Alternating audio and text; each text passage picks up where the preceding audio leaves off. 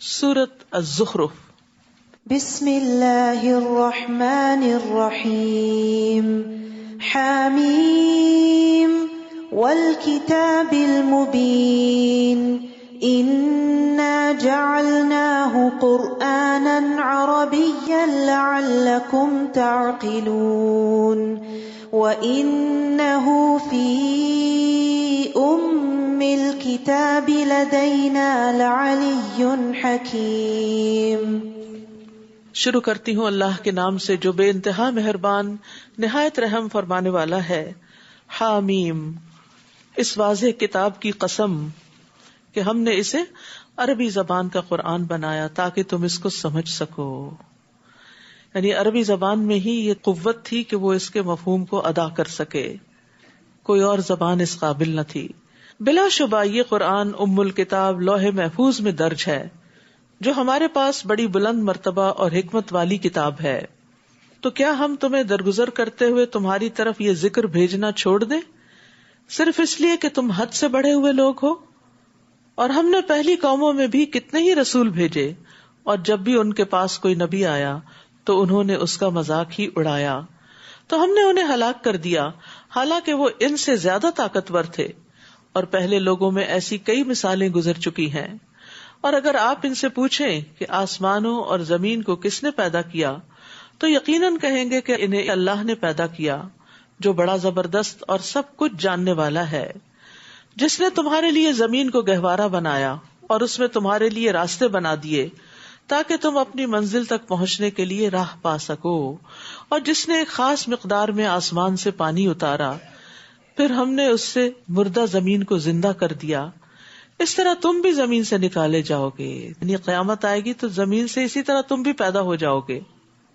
اور جس نے تمام مخلوق کے جوڑے بنائے، نیز تمہارے لیے کشتیاں اور چوپائے بنائے جن پر تم سوار ہوتے ہو، تاکہ تم ان کی پشت پر جم کر بیٹھ سکو، پھر جب اس پر ٹھیک طرح بیٹھ جاؤ تو اپنے رب کا احسان یاد کرو اور کہو پاک ہے وہ ذات جس نے ہمارے لیے اسے مطیع کر دیا اور ہم تو اسے قابو میں نہ لا سکتے تھے، اور بلا شبہ ہم اپنے رب کی طرف لوٹنے والے ہیں۔ تو سواری پر بیٹھ کر یہ دعا پڑھی جاتی ہے، سبحان الذی سخر لنا ھذا وما كنا له مقرنین وانا الی ربنا لمنقلبون۔ نبی صلی اللہ علیہ وسلم جب سواری پہ بیٹھتے تھے تو بسم اللہ پڑھتے، پھر الحمدللہ کہتے، پھر سبحان الذی سخر لنا پڑھتے، پھر سبحانک انی ظلمت نفسی فاغفر لی فانہ لا یغفر الذنوب الا انت۔ اور پھر یہ ہے کہ انسان جس بھی وجہ سے سفر کے لیے نکلے، اس سفر میں اپنے رب کو یاد کرتا رہے۔ یہ نہیں کہ صرف سواری پہ بیٹھتے ہوئے، سواری کے دوران بھی، بلکہ آپ اپنے بہت سے اذکار جو ہیں، جو دن کے آپ نے باندھی ہوئی ہیں تسبیحات، وہ سفر میں روزانہ کے رائڈ میں آتے جاتے ان کو مکمل کر سکتے ہیں۔ اور ان لوگوں نے اللہ کے بندوں میں سے بعض کو اس کا حصہ بنا ڈالا، جز بنا ڈالا۔ بلا شبہ انسان صریح احسان فراموش ہے۔ کیا اس نے اپنی مخلوق میں سے اپنے لیے بیٹیاں پسند کی اور تمہیں بیٹوں سے نوازا؟ اور جب ان میں سے کسی کو وہ خوشخبری دی جائے جسے یہ رحمان سے منسوب کرتے ہیں، یعنی لڑکی کی، تو اس کا چہرہ سیاہ پڑ جاتا ہے اور وہ غم سے بھر جاتا ہے۔ کیا اللہ کے لیے وہ اولاد ہے جو زیور میں پرورش پاتی ہے اور بحث اور حجت میں اپنا مدعا بھی واضح نہیں کر سکتی؟ اور ان لوگوں نے فرشتوں کو جو رحمان کے بندے ہیں عورتیں قرار دے دیا۔ کیا یہ ان کی پیدائش کے وقت موجود تھے؟ ان کی ایسی شہادت ضرور لکھی جائے گی اور ان سے باز پرس بھی ہوگی۔ جس سے پہلے میں نے عرض کیا تھا نا کہ اہل عرب کا عقیدہ یہ تھا کہ اللہ سبحانہ وتعالیٰ نے جنوں کے ساتھ رشتہ ازدواج قائم کیا اور پھر ان سے بیٹیاں پیدا ہوئی، نعوذ باللہ، فرشتوں کی شکل میں، اور کہتے ہیں کہ اگر رحمان چاہتا تو ہم ان کی عبادت نہ کرتے۔ انہیں اس مشیت الہی کا کچھ علم نہیں، یہ محض اٹکلیں دوڑا رہے ہیں۔ کیا ہم نے انہیں اس سے پہلے کوئی کتاب دی تھی جسے وہ مضبوطی سے تھامنے والے ہیں؟ نہیں، بلکہ وہ یہ کہتے ہیں کہ ہم نے اپنے آباء و اجداد کو ایک طریقے پر پایا اور ہم انہی کے نقش قدم پر چل رہے ہیں۔ اور اسی طرح ہم نے کسی بستی میں جو بھی ڈرانے والا بھیجا تو اس بستی کے خوشحال لوگوں نے یہی کہا کہ ہم نے اپنے آباء و اجداد کو ایک طریقے پر پایا اور ہم ان کے نقش قدم کی پیروی کر رہے ہیں۔ وہی بات ہر قوم نے یہی بات دہرائی، ان کے پاس اس کے سوا کوئی دلیل بھی نہیں تھی اپنی غلط کاریوں کی۔ اس پر نبی نے کہا خواہ میں تمہارے پاس اس سے زیادہ صحیح راستہ لے کر آؤں جس پر تم نے اپنے باپ دادا کو پایا، تب بھی تم انہی کی پیروی کرو گے؟ وہ کہنے لگے جو پیغام دے کر تمہیں بھیجا گیا ہے ہم اس کے انکاری ہیں، چنانچہ ہم نے ان سے بدلہ لے لیا، تو دیکھ لو کہ جھٹلانے والوں کا انجام کیا ہوا۔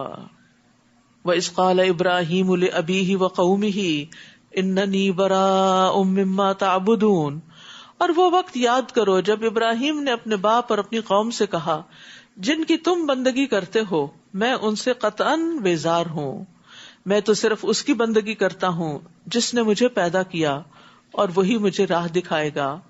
اور ابراہیم یہی بات اپنی اولاد میں پیچھے چھوڑ گئے تاکہ وہ اس کی طرف رجوع کریں، بلکہ میں نے انہیں اور ان کے آباء و اجداد کو زندگی سے فائدہ اٹھانے کا موقع دیا، یہاں تک کہ ان کے پاس حق اور کھول کر بیان کرنے والا رسول آ گیا، اور جب ان کے پاس حق آ گیا تو کہنے لگے یہ تو جادو ہے اور ہم اسے قطعاً نہیں مانتے۔ نیز یہ کفار مکہ یہ بھی کہتے ہیں کہ یہ قرآن 2 شہروں میں سے کسی بڑے آدمی پر کیوں نہ نازل کیا گیا؟ کیا آپ کے رب کی رحمت کو تقسیم کرنے والے یہ لوگ ہیں؟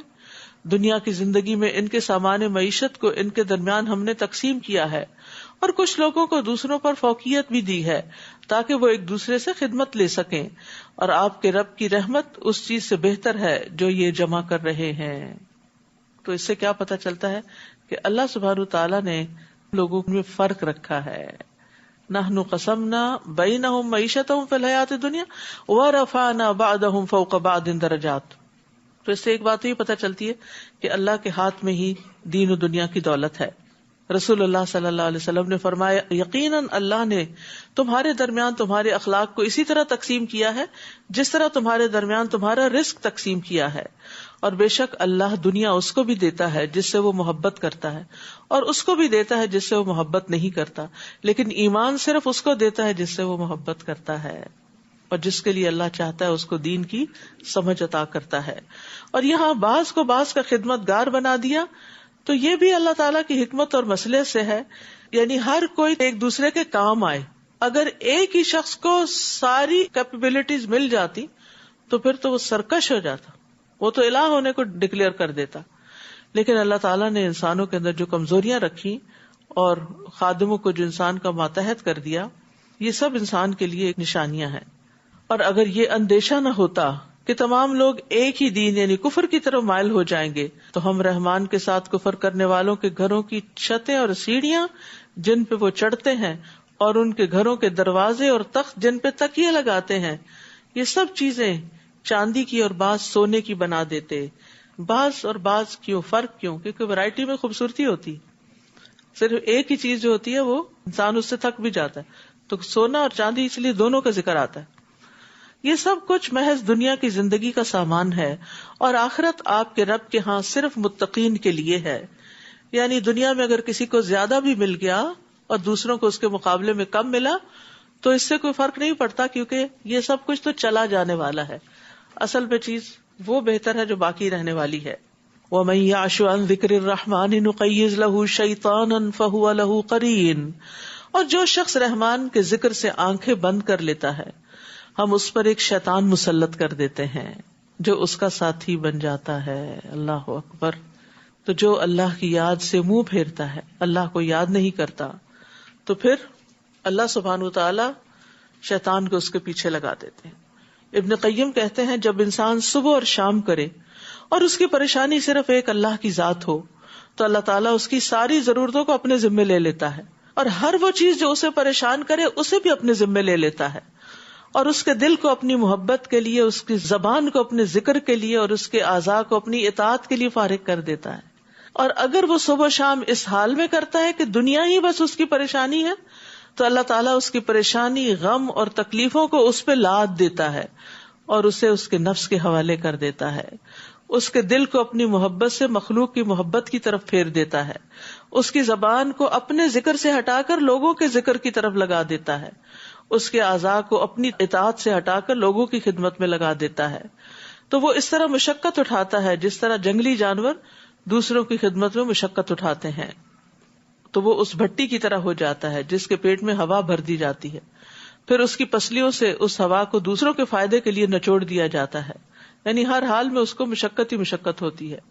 تو جو شخص اللہ کی عبودیت، اس کی اطاعت، اس کی محبت، اس کی خدمت سے روگردانی کرتا ہے تو وہ مخلوق کی عبودیت اور خدمت پہ لگ جاتا ہے، کیونکہ اللہ تعالیٰ فرماتے ہیں وَمَن يَعْشُ عَن ذِكْرِ الرَّحْمَنِ نُقَيِّضْ لَهُ شَيْطَانًا فَهُوَ لَهُ قَرِينٌ وَإِنَّهُمْ لَيَصُدُّونَهُمْ عَنِ السَّبِيلِ وَيَحْسَبُونَ أَنَّهُمْ مُهْتَدُونَ، اور ایسے شیطان انہیں سیدھی راہ سے روک دیتے ہیں جبکہ وہ یہ سمجھ رہے ہوتے ہیں کہ وہ ٹھیک راستے پہ چلے جا رہے ہیں۔ جب دنیا کی کثرت انسان کو اللہ کے ذکر سے غافل کرتی ہے تو پھر کیا ہوتا ہے؟ انسان دنیا میں پھنس جاتا ہے اور فرشتے وغیرہ ان سے دور ہو جاتے ہیں اور شیطان ان کے ساتھ لگ جاتے ہیں۔ یہ یاد رکھیے، جو اللہ کی یاد سے صبح کا آغاز کرتا ہے تو فرشتے بھی اس کے مددگار ہو جاتے ہیں، اللہ کی مدد آتی ہے اس کے لیے، اس کے کام آسان ہو جاتے ہیں۔ اور اس کے برعکس جو دنیا کی طرف جانے والا ہوتا ہے، غافل ہوتا ہے، تو وہ برائیوں کی طرف مائل ہو جاتا ہے۔ قرآن مجید میں آتا ہے فَاذْكُرُونِي أَذْكُرْكُمْ، تم مجھے یاد کرو میں تمہیں یاد کروں گا۔ حدیث میں آتا ہے میں اپنے بندے کے ساتھ ہوتا ہوں اس وقت تک جب بھی وہ مجھے یاد کرتا ہے اور میری یاد میں اپنے ہونٹ ہلاتا ہے۔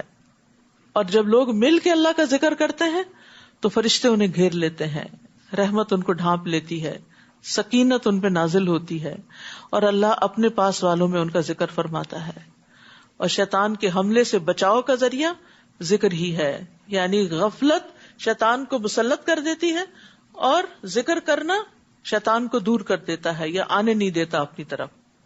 حتی اذا جاءنا قال یا لیت بینی وبینک بعد المشرقین فبئس القرین، حتی کہ جب وہ ہمارے پاس آئے گا تو اپنے ساتھی سے کہے گا کاش میرے اور تمہارے درمیان مشرق و مغرب کی دوری ہوتی، I wish I didn't meet you, I didn't see you، تو بہت ہی برا ساتھی نکلا۔ کیونکہ بعض اوقات انسان دنیا میں بھی کچھ لوگوں سے ملنے کے بعد بڑا پچھتاتا ہے کہ میں تو سیدھے راستے پہ جا رہا تھا اور فلاں کی دوستی نے مجھے اس راستے سے بھٹکا دیا۔ تو اس لیے انسان کو ہمیشہ یہ دیکھنا چاہیے کہ اس کا زیادہ تر وقت اٹھنے بیٹھنے میں کس کے ساتھ گزرتا ہے، اور انہیں کہا جائے گا جب تم ظلم کر چکے ہو تو آج تمہیں ایسی گفتگو کچھ نفع نہیں دے سکتی، تم سب عذاب میں برابر کے شریک ہو۔ کیا آپ بہروں کو سنا سکتے ہیں یا اندھوں کو، اور ایسے لوگوں کو جو سری گمراہی میں پڑے ہوئے ہوں ہدایت دے سکتے ہیں؟ خواہ ہم آپ کو دنیا سے اٹھا لیں، ہم ان سے بہرحال انتقام لیں گے، یا جس عذاب کا ہم نے ان سے وعدہ کر رکھا ہے وہ آپ کو بھی دکھا دیں، ہم ہر طرح ان پر پوری قدرت رکھتے ہیں۔ آپ بس اس کتاب کو مضبوطی سے تھامیے جو آپ کی طرف وحی کی گئی ہے، آپ یقیناً سیدھی راہ پر ہیں، اور یہ کتاب بلا شبہ آپ کے لیے اور آپ کی قوم کے لیے نصیحت ہے، اور جلد ہی تم سے اس کے متعلق پوچھا جائے گا۔ اور ہم نے آپ سے پہلے جو رسول بھیجے تھے ان سے پوچھ لیجئے کہ آیا ہم نے رحمان کے سوا کوئی اور الہ بنائے ہیں جن کی عبادت کی جائے؟ اور ہم نے موسیٰ کو اپنی نشانیاں دے کر فرعون اور اس کے درباریوں کی طرف بھیجا، تو موسیٰ نے جا کر کہا میں رب العالمین کا رسول ہوں۔ پھر جب موسیٰ نے ہماری آیات ان کے سامنے پیش کی تو وہ ان کا ہنسی مذاق اڑانے لگے، اور ہم انہیں جو بھی نشانی دکھاتے وہ اپنی پہلی نشانی سے بڑھ کر ہوتی، اور ہم انہیں عذاب میں مبتلا کرتے رہے شاید کہ وہ باز آ جائیں۔ ہر بار یہی کہتے اے جادوگر، نعوذ باللہ، یہ موسیٰ علیہ السلام کو کہتے تھے، تیرے رب نے جو تجھ سے دعا کی قبولیت کا عہد کر رکھا ہے تو ہمارے لیے دعا کر، ہم ضرور سیدھے راستے پہ آ جائیں گے۔ پھر جب ہم ان سے عذاب ہٹا لیتے تو وہ فوراً اپنا عہد توڑ دیتے، وہی کچھ کرنے لگتے جس کے نہ کرنے کا انہوں نے وعدہ کیا تھا۔ اور فرعون نے ایک دفعہ اپنی قوم کے درمیان پکار کر کہا اے میری قوم، کیا یہ مصر کی بادشاہت میری نہیں، اور یہ نہریں بھی جو میرے نیچے بہ رہی، کیا تمہیں نظر نہیں آتا؟ بھلا میں بہتر ہوں یا یہ شخص جو ایک ذلیل آدمی ہے اور بات بھی صاف طور پہ نہیں کر سکتا؟ اگر یہ رسول ہے تو اس پر سونے کے کنگن کیوں نہیں اتارے گئے، یا اس کے ساتھ فرشتے مل کر کیوں نہیں آئے؟ اس طرح اس نے اپنی قوم کو ہلکا کر دیا اور وہ اس کی بات مان گئے، وہ تو تھے ہی نافرمان لوگ۔ پھر جب انہوں نے ہمیں غصہ دلایا تو ہم نے ان سے انتقام لیا اور ان سب کو غرق کر دیا، پھر ہم نے انہیں پیچھے آنے والوں کے لیے پیش رو اور مثال بنا دیا۔ اور جب عیسیٰ ابن مریم کی مثال بیان کی گئی تو آپ کی قوم نے اس پر شور مچا دیا، کہنے لگے کیا ہمارے الہ اچھے ہوئے یا عیسیٰ؟ وہ آپ کے سامنے یہ مثال صرف کج بحثی کی خاطر لاتے ہیں، بلکہ یہ ہے ہی جھگڑالو قوم۔ ان هو الا عبد انعمنا علیہ وجعلناہ مثلا لبنی اسرائیل، وہ تو محض ایک بندہ تھا جس پر ہم نے انعام کیا اور اسے بنی اسرائیل کے لیے اپنی قدرت کا ایک نمونہ بنا دیا. اور اگر ہم چاہتے تو تم سے فرشتے پیدا کر دیتے جو زمین میں تمہارے جانشین ہوتے. یعنی آدھی اولاد انسان ہوتی اور آدھی فرشتے ہوتے, اور پھر وہ زمین میں تمہارے جانشین ہوتے. اور وہ عیسیٰ تو قیامت کی ایک علامت ہے, لہٰذا اس کے آنے میں ہرگز شک نہ کرو اور میری پیروی کرو, یہی سیدھی راہ ہے. واتبعون ھذا صراط مستقیم. کہیں شیطان تمہیں اس راہ سے نہ روک دے, وہ تو تمہارا کھلا دشمن ہے.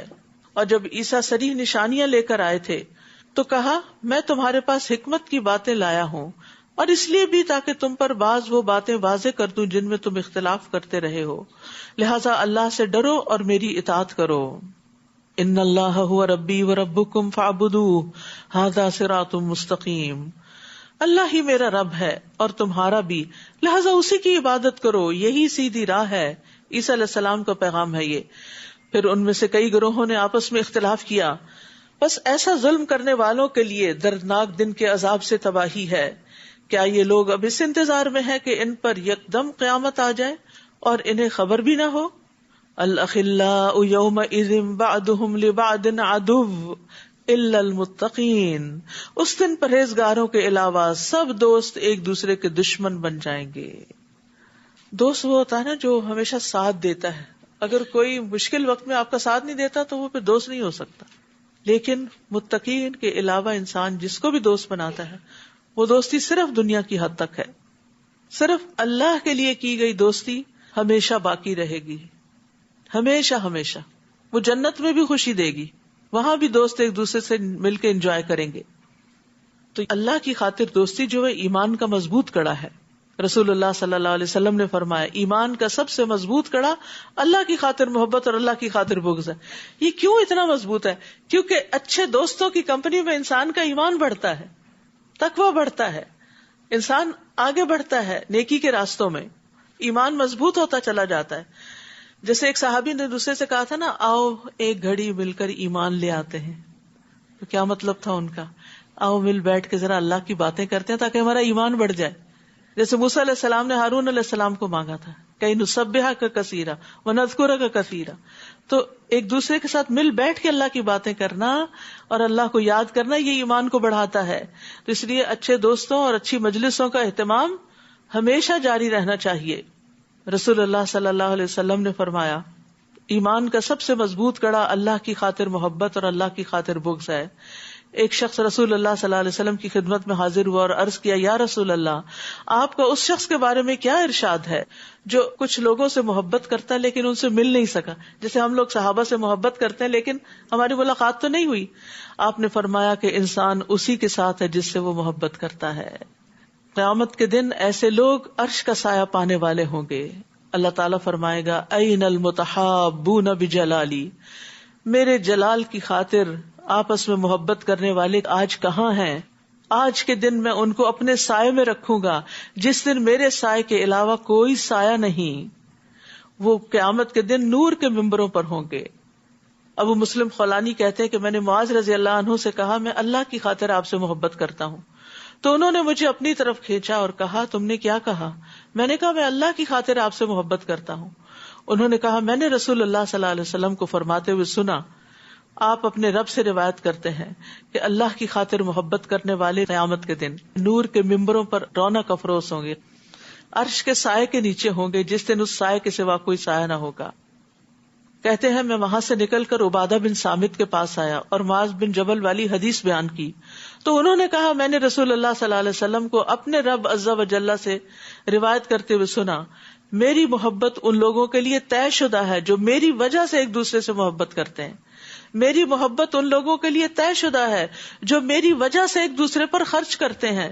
میری محبت ان لوگوں کے لیے طے شدہ ہے جو میری وجہ سے ایک دوسرے سے ملاقات کرتے ہیں.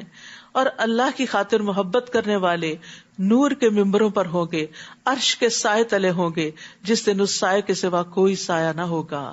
لہٰذا ہمیں جیسے اپنے دل کو صاف کرنا چاہیے, اپنی عبادات کو خالص کرنا چاہیے اللہ کے لیے, اپنے عقائد کو, اسی طرح اپنی محبتوں کو بھی اللہ کے لیے خالص کر لینا چاہیے. دنیا کے نفع اور لالچ کے لیے کسی سے محبت نہ کریں, محبت کریں تو اللہ کی خاطر، اللہ کی رضا کے لیے. اور وہ کون سی محبت ہوتی ہے کہ جس سے اللہ کے لیے محبت کرتا ہے اس سے مل کر اس کا ایمان بڑھتا ہے. اگر آپ صرف ایک سلوگن بنا لیں کہ میں فلاں سے اللہ کے لیے محبت کرتی ہوں اور اس کے ساتھ بیٹھ کے جو دنیا بھر کی غیبت چغلی کر لیں تو یہ دھوکہ دینا ہے، جھوٹ بولنا ہے. یہ اللہ کے لیے محبت نہیں ہوتی. کیونکہ جو لوگ اللہ کے لیے محبت کرتے نا وہ صرف چاپلوسیاں نہیں کرتے، وہ صرف ایک دوسرے کی تعریف نہیں کرتے، وہ ایک دوسرے کی غلطی بھی بتاتے ہیں، وہ ایک دوسرے کو پکڑ کے بھی رکھتے ہیں. تو اللہ کی محبت کی پہچان بھی ہونی چاہیے. اے میرے بندو، آج نہ تمہیں کوئی خوف ہوگا نہ تم غم زدہ ہوگے، جو ہماری آیتوں پر ایمان لائے اور فرما بردار بن کر رہے. تم خود اور تمہاری بیویاں جنت میں داخل ہو جاؤ، وہاں تم خوش رکھے جاؤ گے. ان کے سامنے سونے کی پلیٹوں اور ساغر کا دور چلے گا.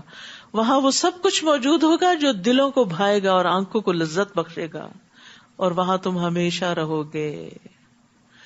رسول اللہ صلی اللہ علیہ وسلم نے فرمایا ان کے برتن سونے کے ہوں گے، ان کی کنگیاں سونے چاندی کی ہوں گی، ان کی انگیٹھیوں کا ایندھن عود کا ہوگا، مشروب اور برتن خود پاس چلے آئیں گے. ابو امامہ کہتے ہیں کہ جنت والوں میں سے ایک شخص جنت کی شرابوں میں سے ایک شراب کی صرف خواہش کرے گا تو برتن جیسے وہ جگ سا ہوتا ہے اس کے ہاتھ میں خود بخود آ جائے گا، وہ پی لے گا، برتن خود بخود اپنی جگہ واپس چلا جائے گا، اٹھ کے واپس نہیں رکھنا پڑے گا. ریموٹ کو بھی کنٹرول کرنا پڑتا ہے، یہ آٹو پہ ہے. یہی وہ جنت ہے جس کے تم وارث بنائے گئے ہو، ان اعمال کے عوض جو تم دنیا میں کرتے تھے. پھر عمل کی بات ہو گئی. جہاں جنت کی بات ہوتی ہے وہاں عمل کی بات ہوتی ہے. وہاں تمہارے لیے بہت سے میوے ہوں گے جنہیں تم کھاؤ گے، اور مجرم لوگ جہنم میں ہوں گے جہاں وہ ہمیشہ رہیں گے. ان سے عذاب کبھی کم نہ کیا جائے گا اور وہ اس میں مایوس ہو کر پڑے رہیں گے. استغفر اللہ. مایوسی دنیا میں بھی جس کو ہوتی ہے، ڈپریشن ہوتا ہے، وہ کتنے کرب سے گزرتا ہے. ساری نعمتوں کے ہوتے ہوئے جو دل کی تکلیف ہے وہ انسان کو بیزار کر دیتی ہے ہر چیز سے. تو کہاں جہاں تکلیف بھی ہو اور اوپر سے پھر مایوسی بھی ہو. اور ہم نے ان پر ظلم نہیں کیا بلکہ یہ خود ہی ظالم تھے. وہ پکاریں گے اے مالک، جہنم کا داروغہ، تمہارا رب ہمارا کام ہی تمام کر دے، ہمیں ختم کر دے تو اچھا ہے. وہ کہے گا تم ہمیشہ یہیں رہو گے، انکم ماکثون، کام تمام نہیں ہونے والا. ہم تمہارے پاس حق لے کر آئے تھے لیکن تم میں سے اکثر حق کو ناپسند کرتے تھے. حق تمہیں پسند نہیں تھا. ہم سب کو اپنے دلوں کا جائزہ لینا چاہیے کہ قرآن اور سنت کی باتیں پڑھ کر کیا ہمارے دل راضی ہوتے ہیں یا اندر اندر سے آبجیکشنز ہی اٹھتی رہتی ہیں کہ یہ کیوں اور یہ کیسے اور یہ بڑا مشکل. نہیں، سنتے ہی کہنا چاہیے سمعنا وَأَطَعْنَا، ہم نے سنا اور ہم مانیں گے. یا ان لوگوں نے کوئی اقدام کرنے کا فیصلہ کر لیا ہے، ایسی بات ہے تو ہم بھی فیصلہ کیے دیتے ہیں. یا وہ یہ خیال کرتے ہیں کہ ہم ان کے راز مشورے سن نہیں رہے. کیوں نہیں، بلکہ ہمارے فرشتے ان کے پاس ہی لکھتے رہتے ہیں. اللہ اکبر. سب کچھ ساتھ ساتھ لکھا جا رہا ہوتا. تنہائی میں بیٹھ کے ذرا ان پہ غور کیا کیجئے، دائیں بائیں ایسے ہی امیجنیشن میں نظر ڈالا کیجئے کہ یہ اب بھی نہیں ساتھ چھوڑ رہے، یہ اب بھی لکھے جا رہے ہیں. آپ ان سے کہیے کہ اگر اللہ کا کوئی بیٹا ہوتا تو سب سے پہلے میں اس کی عبادت کرنے والا ہوتا. وہ پاک ہے، یعنی اس کا کوئی بیٹا نہیں، آسمانوں اور زمین کا مالک ہے، اس کو بیٹے کی کیا ضرورت ہے. وہ عرش کا مالک ہے، رب العرش، رب العرش عما یصفون، ان سب باتوں سے پاک ہے جو یہ لوگ بیان کرتے ہیں. آپ انہیں چھوڑیے کہ وہ اپنی فضول بحثوں اور کھیل کود میں لگے رہیں یہاں تک کہ وہ دن دیکھ لیں گے جس کا انہیں خوف دلایا جاتا ہے. وہ اللہ آسمان میں بھی الہ ہے اور زمین میں بھی وہی الہ ہے، اور وہ حکمت والا اور سب کچھ جاننے والا ہے. بابرکت ہے وہ جس کی آسمانوں اور زمین اور جو چیزیں ان کے درمیان موجود ہیں سب پر حکومت ہے، سب اس کے کنٹرول میں ہے. قیامت کا علم تو اسی کو ہے اور تم سب اسی کی طرف لوٹائے جاؤ گے. یہ لوگ اللہ کو چھوڑ کر جنہیں پکارتے ہیں وہ سفارش کا کچھ بھی اختیار نہیں رکھتے الا یہ کہ جس نے علم اور یقین کے ساتھ حق کی گواہی دی. اور اگر آپ انہیں پوچھیں کہ انہیں کس نے پیدا کیا ہے تو یقیناً کہیں گے کہ اللہ نے. پھر انہیں کہاں سے دھوکا لگ جاتا ہے. یعنی جب یہ مانتے ہیں کہ خالق اللہ ہے تو کیوں نہیں مانتے کہ مالک بھی وہی ہے اور معبود بھی وہی ہے. ایک سٹیپ اور آگے. اور قسم ہے رسول کے اس قول کی کہ اے میرے رب، اب یہ ایسے لوگ ہیں جو کبھی ایمان نہ لائیں گے. فاصفح عنہم وقل سلام فسوف یعلمون. لہٰذا ان سے درگزر کیجیے اور کہیے سلام ہو تمہیں، ان قریب انہیں سب کچھ معلوم ہو جائے گا. یہاں سلام سے مراد سلامتی بھیجنا نہیں بلکہ بائے بائے کرنا.